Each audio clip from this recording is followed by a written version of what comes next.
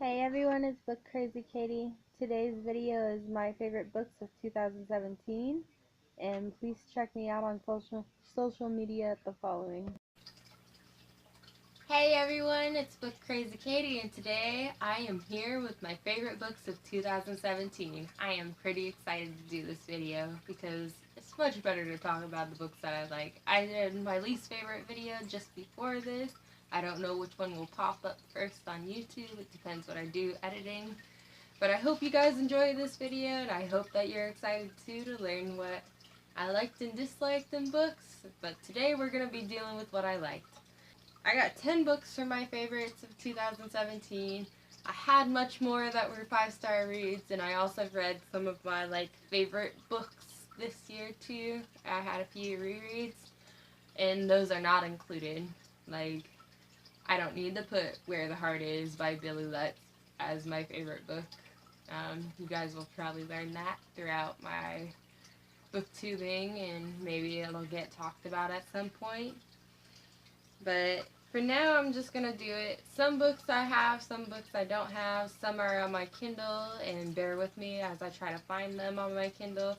And then I'm kind of a little bit of a mess and didn't really stack things and organized. And then I'm weird, or maybe kind of weird. Actually, I'm definitely weird, but I think you guys have probably already ascertained this if you're watching my channel or have been for a while. And so I have books in plastic bags, like Ziploc bags. I live in a very humid area, and I'm just trying to keep my books from molding, especially books that I plan to keep. So bear with me as I'm going through my stuff and taking stuff out of Ziploc bags. I know it's weird, but it's just me trying to preserve my books because I like them and want to keep them that way. Number 10 on my list is a book that I was really surprised to like, and I ended up listening to it on the Overdrive app and had seen that it was available on the library and just went, what the hell, I should try this. I hadn't been interested. I'd seen people raving about it on BookTube, but just didn't really. So I'd seen people raving about this book on BookTube and just really didn't care about it, and it was something from a few years back, and I was just like, those are kind of pretty covers, but I don't know if I really want to read the book, and based on what people were saying about it, I didn't think I was going to be interested, and oh my goodness, I was so wrong. So, number 10 is These Broken Stars by Amy Kaufman and Megan Spooner. It's really interesting. It takes place in space, and it's a sci-fi novel, and you deal with the ship or shuttle that gets torn out of orbit, and there's a crash, and then there ends up being 2 known survivors, and they land on this planet, and they basically have to survive on their own. There's nobody else around, and things start to happen, and there ends up being these spirits that, communicate with, and I'm sorry if I'm giving too much away, I don't think I am, that end up communicating with the 2 main characters, and it's really cool. The Lilac LaRue is the daughter of the guy whose space station had crashed, and also the same guy, actually, I'm not going to say that, but, her dad's this powerful dude. There's this forbidden romance in the novel, there's the sci-fi stuff, there's interesting other stuff going on, and I think it's really interesting that pretty much 2 main characters basically carry on the whole story, and it doesn't seem like it's lacking from lack of other characters, or mostly a lack of other characters. So I don't have a picture for this book, but it's pretty awesome. My next book, I kind of can't decide which book is number 9 and which book is number 8 on this list, and honestly, some of these books are so evenly handed, or they're just kind of in different categories. And so the next book I'm gonna grab is gonna be Peter Pan by J.M. Barrie. I read this rather recently. I thought it was really awesome and sweet. I think it's a really good children's novel, even though there's certain aspects where it's like, wow, this is great. this was written for children, and I would read this to my children. I think I've talked about it a little bit, that I'm not very big on censoring, and I also grew up watching movies that were pretty mature and watching R-rated movies when I was little, and I don't see that as like being harmful towards me, or I ended up growing up to be like disrespectful or just, foul mouthed all the time. Like, I do cuss, but I'm not always, cussing, and I'm not disrespectful to people.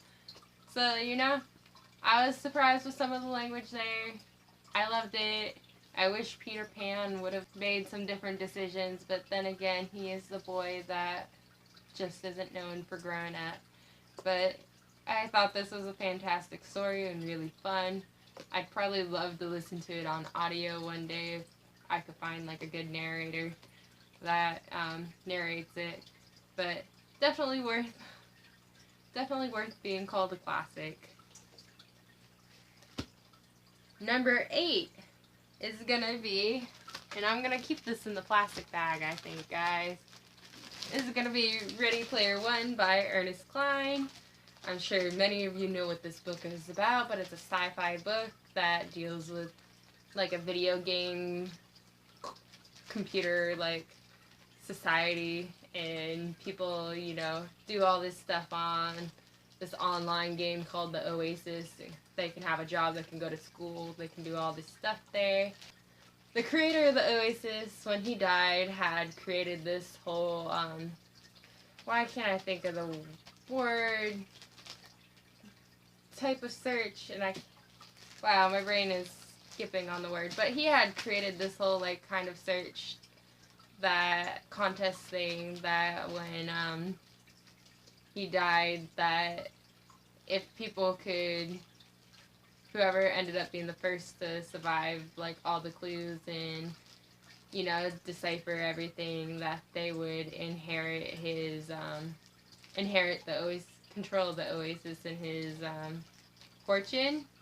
And so, for 5 years after he died, nobody was getting anywhere, and then one day this kid, Wade, or, Parzival, as his avatar name is, ends up cracking the first clue. However, he wasn't necessarily really the first. He was the first one to show up on the leaderboard. He was the first one to succeed at defeating the first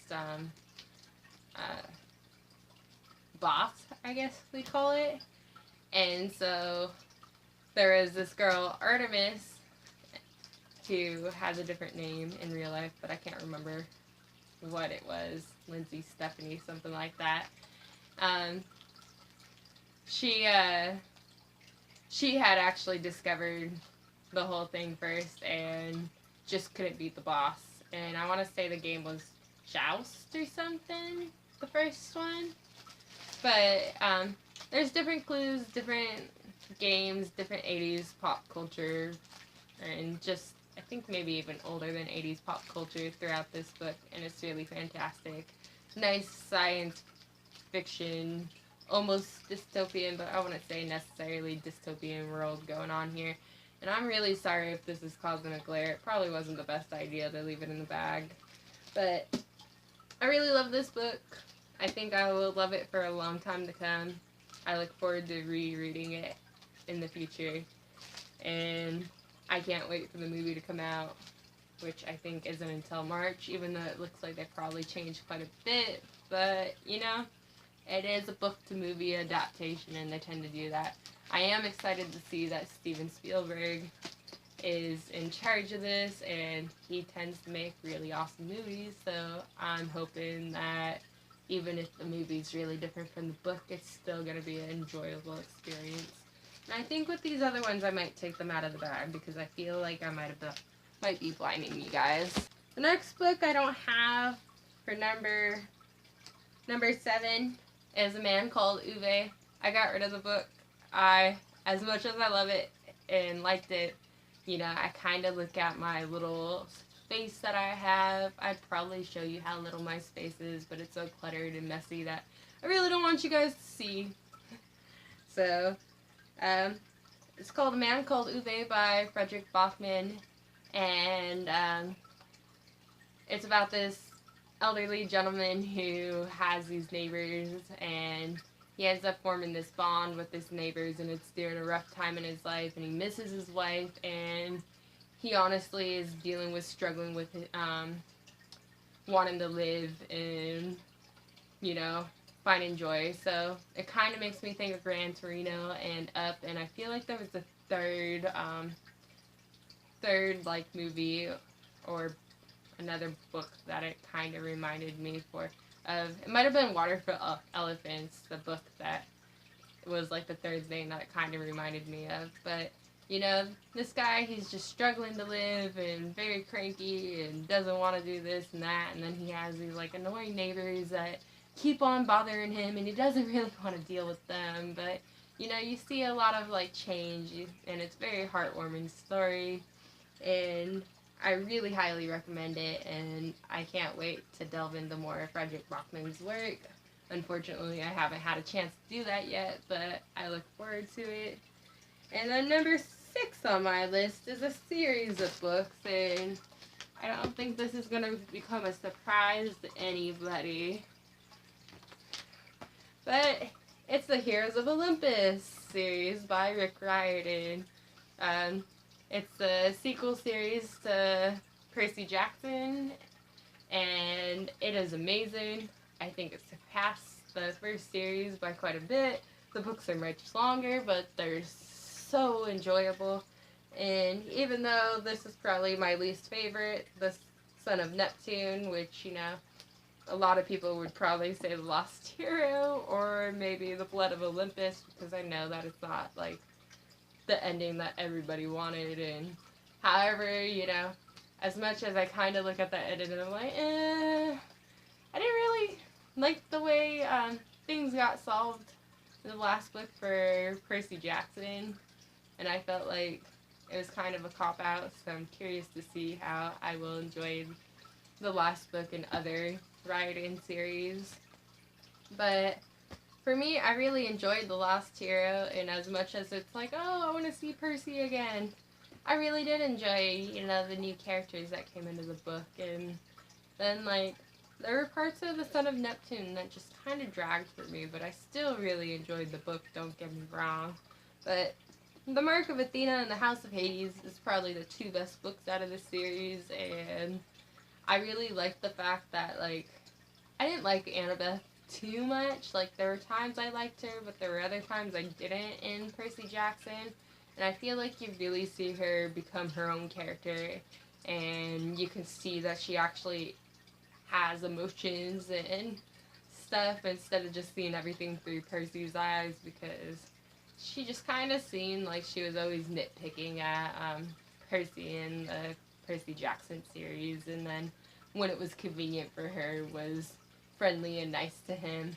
But I feel like that's not the case in the Heroes of Olympus series. So I think that this series definitely, you know, his characterization and his storytelling really took a good jump in the right direction with the Heroes of Olympus. And I love the Percy Jackson series too, don't get me wrong, but I think this one was definitely the stronger series. And then number 5 was Dividing Eden by Joelle Charbonneau. And if you guys have already watched my least favorite video, there's a book very similar to Dividing Eden that made it onto my worst list. And let me say, Dividing Eden is the first book in a trilogy or a series. I'm not really sure which one. But I feel like this book delivered what I was hoping to get out of the book that's on my least favorite on my least favorites list over there. And I was really enamored with this book, and I have found this arc at my local bookstore, and I really should buy a copy of this book because I really did enjoy it, and I can't wait because the sequel is coming out soon. And I don't really read any novellas in series of books because I always feel like they're just, like publishers are just trying to get too much money out of stuff. But I'm almost tempted to read the novella that is out for this book just to buy me some time and give me a little bit more of this world. But it deals with these twins, and there's this whole competition because they both can't be the heir. Their older brother was killed the same day as their father, leaving them the next heir in line. And then, considering there were some rules within their kingdom that said that they couldn't both rule, so they had to do some kind of competition to see who the next heir was. And so I think this book was fantastic, and I can't wait to see the next book and sorry, I guess for me reading is kind of like seeing a movie, a very long movie. But I can't wait to read the next installment in this book, in this series, and pick up where I am and wrote for Team Cares because she's awesome. And I blabber. But yes, I love this book.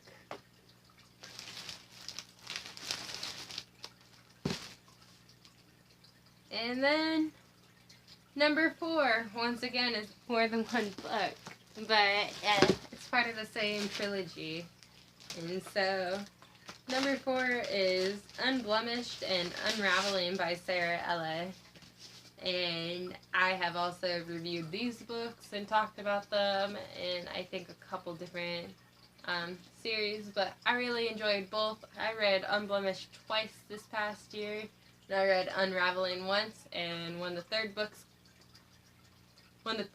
comes out, I'm gonna read both of these books again. So I will be rereading these probably in like June or July this year, and I can't wait to see how it ends. You deal with this girl that learns about these different reflections, and they lead and discovers that she has some powers and some other stuff, and it's really interesting. It deals with the love of music, deals with love for other people, and I can't wait to see how it ends. And I'm really crappy at like describing this series. I think I'm probably just crappy at giving synopsis in general, but this one is a really hard one for me to give, even though I don't feel like it's that hard to like understand the plot line.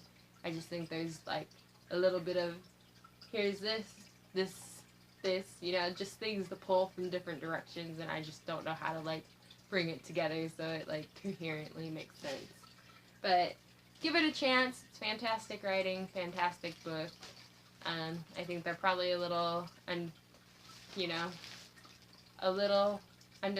but totally worth it. And then Sarah Ella was actually a booktuber and went on to write books, and so far I'm enjoying her writing. These are her first 2 books. Okay, number 3 is The Handmaid's Tale by Margaret Atwood.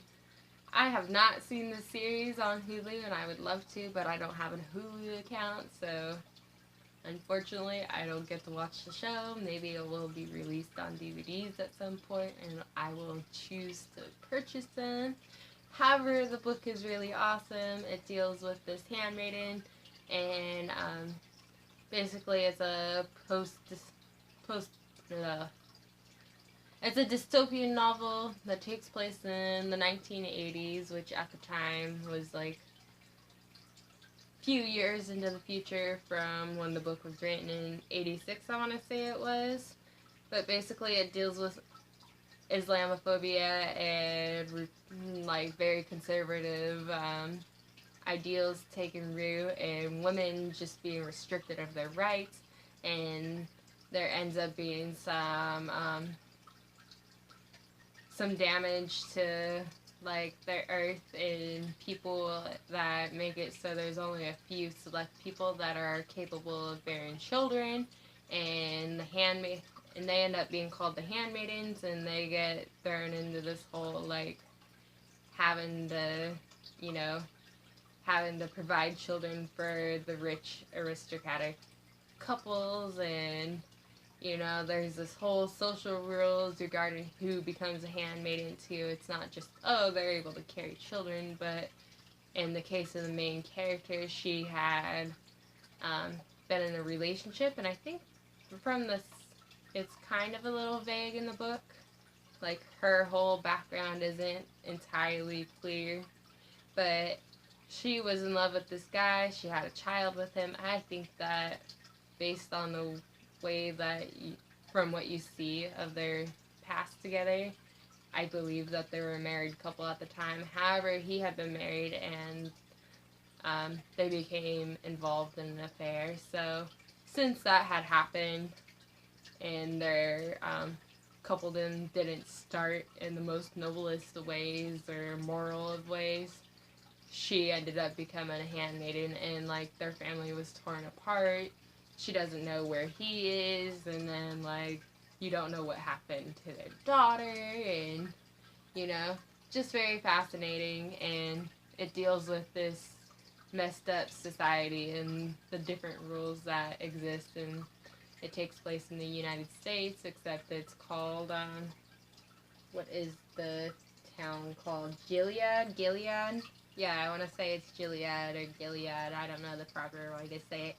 But very fascinating. This is a book I actually started in high school, and I was gonna do it for AP English the one year that I decided that I was gonna do AP English in high school. I don't know what I was thinking when I did that, but yeah, I just wanted to try it out, and so this was one of the book options that I could read over the summer and write a compare and contrast essay compared to whatever other book I chose. I started reading it. I had borrowed it from the library, and at the time, like, I could tell it was a good book, but like it didn't like draw me in enough. This book I feel like I read pretty quickly, considering that I have time constraints, considering I work full time, and you know, I want to spend time with my boyfriend and other stuff, take a shower, get ready for the next day, you know. But I felt like if I would have just had the time to read this in one day, 1 or 2 days, I would have done, you know, accomplished the task, no problem. But pretty fantastic book, and I feel very culturally relevant for today's society. And then the next book I read is probably on a bunch of people's favorites for this year. It has definitely received a lot of attention, and I would say that it's justly received the attention. And that's The Hate You Give by Angie Thomas. It's own voices narrative or sort of own voices, you know. But it deals with the Black Lives Matter movement, and it deals with this girl, Star, who witnesses one of her best friends getting shot and killed by a police officer, and deals with whether or not to speak out against what happened and to claim her voice. And she deals with going to a mostly white, wealthy school in a different neighborhood from where she lives, and dealing with being kind of an outcast, but also belonging in her own town in Garden Heights, where she grew up. And like, I really think this is an awesome novel. I think that it dealt really well with including Star's family into the story, and they didn't just seem like they were like this non-existent thing that you kind of know is there, but you don't really see any involvement from the family. There's definitely familial involvement in this book, and it's just very heartwarming and, you know, gut-wrenching at the same time kind of story. It has humor in it. It has tragedy. It just deals with a lot of heavy topics, and I think it does a pretty good job at it. And this was a debut novel for Angie Thomas. I think it's a fantastic debut, and I can't wait to see what else she brings to the table in the future, and I look forward to it. And then my last book that I have on this list, or book in the number one position, and whether it's like my favorite, you know, like, these are all really, really good books. I don't know if there's necessarily one favorite, but this is the way I have it labeled.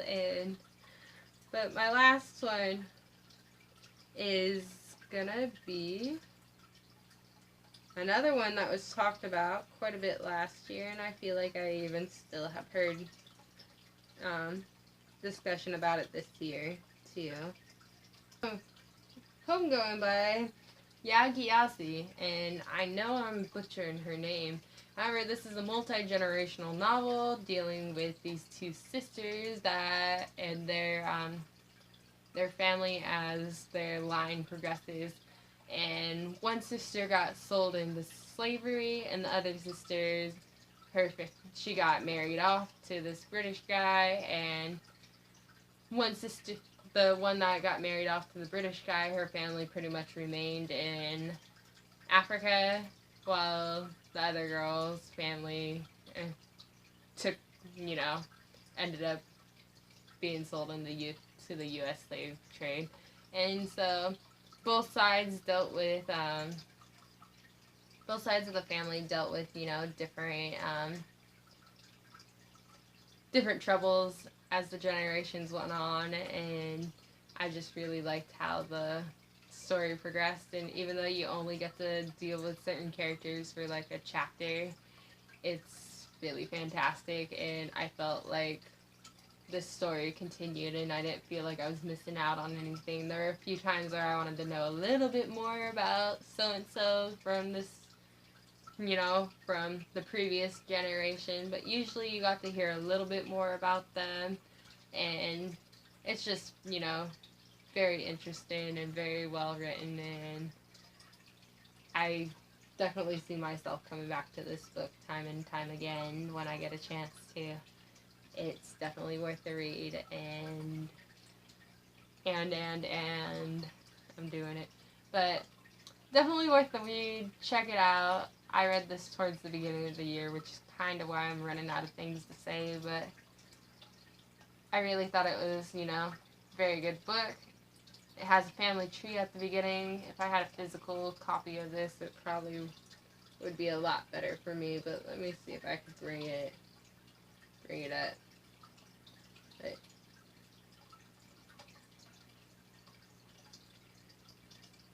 But yeah, you get family tree right here. I hope you guys can make that out, otherwise it's pretty bad.